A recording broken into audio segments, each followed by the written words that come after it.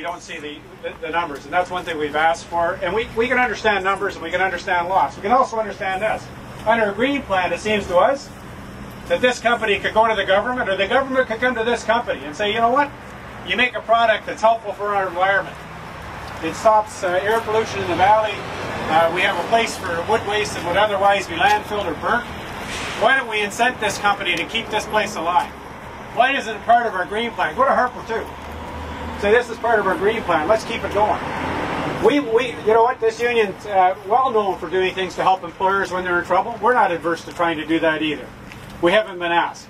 You should know this, that when the announcement came to close this place, it came on a long weekend. No indication that this place was in trouble. None. We don't dispute Canfor's numbers that they're in trouble globally in their sawmilling and pulp industry. This is not one of their core business assets, we think. And we think it's just probably a nuisance to them. A nuisance that's on 57 acres of land at about $1 million an acre. That's what we think it is.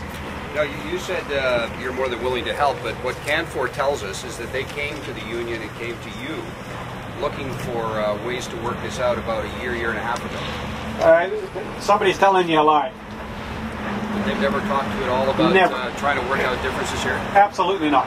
Never talked to the workers? Not one time. Oh. They never mentioned it in the negotiations at all. And we were in negotiations in the summer. And they never raised anything here asking for any concessions or anything. They never gave us any heads up. And September 20th, in fact, the manager released a letter that said how good the plant was doing and how much improvement they've done and how the future looked really well and how they'd obtained new customers going forward. So never in the last couple of years they've come to you, Steve, or anybody in the union and asked for ways of working it out because you're losing money? No. We visited with Canfor. Canfor visited us last summer, and we talked about what was happening in the northern interior with the bug kill, and they asked us about issues there. They told us at that time the Mackenzie sawmill was going down, and Mackenzie is a different union, so we weren't asked. We did offer, though, once again, that, and this goes without saying, in any industry where an industry is in trouble, especially as we see the Canadian dollar and other issues affecting us, we're not unwilling to look at numbers and look at opportunities to try to do something, and we would do that here, obviously. Just a quick comment. The Western Forest Product Mill, that is exactly what happened. They came to the union dug deep, they made some concessions, they made that mill productive and viable.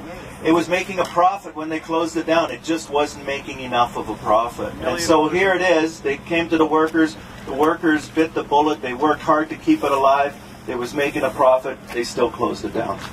And sell everything we make. You just said they came to the workers. They came to the union, the Western Forest Mill, which is different company. You might have the two mixed up. No, well, you're talking about this situation here, and I just thought you were. No, I know. They just simply not come to us, and look, and we'd be receptive if they did. In fact, we're looking for a meeting with them now. Yeah, and in regards to the government here, the provincial government is going to, between now and 2010, put about $1 billion of subsidies into the oil and gas sector in British Columbia, which is fine. But for them to do that in a fossil fuel sector, when you have a facility here that needs support and leadership, and for them not to be prepared to put a dime on the table or to help around taxes or other innovative ways, to not be sitting down with Canfor saying, this is the kind of business that we want in British Columbia, what can we do together to keep this plant operating, is just unacceptable when they're tossing billions of dollars at sectors that nobody would ever consider to be green. So if this government's green, then come to the table and make it happen. It doesn't happen by sitting back and being silent while facilities like this close. It's green collar jobs, that's what these are, green collar.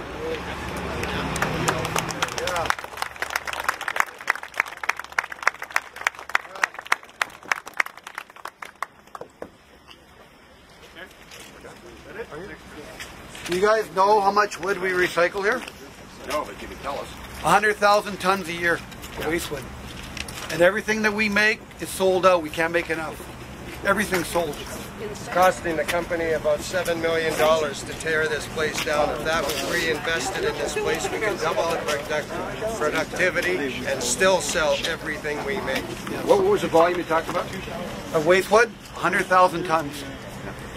The wood that you see right there. The Echo Fibers. How much of that do you make? We make 1.4 million bags a year, and everyone's sold out. They're asking for more. They'd like to put a second bagger in, double the production, because we can sell everything that we make. And it would be cheaper than shutting the place down for them. The day they announced You're saying as workers there's a viable need for you to be here. The day they announced the closure, people are phoning our salespeople offering $100 a bag for overseas stuff for the expensive stuff that we make. And that's what they wanted. Yes. They say everything that we make is sold. We can sell even more. Double the amount. And we're not tied to stock market for the price. They've raised the prices up and up and up for the product. No problem paying it to customers. And like I say, all that being burnt, every woman and children, old people that have asthma, whatever, they're going to pay for that with all that smog going up in the greenhouse gas. Ask Canfor with the fires in the States, when they just happened, how much fiber they were asking for us to make. And they'll tell you it was substantial, but they couldn't make it at the cost they say they were asking to make it at. If you drive over to Bailey Street, too, we can use that here.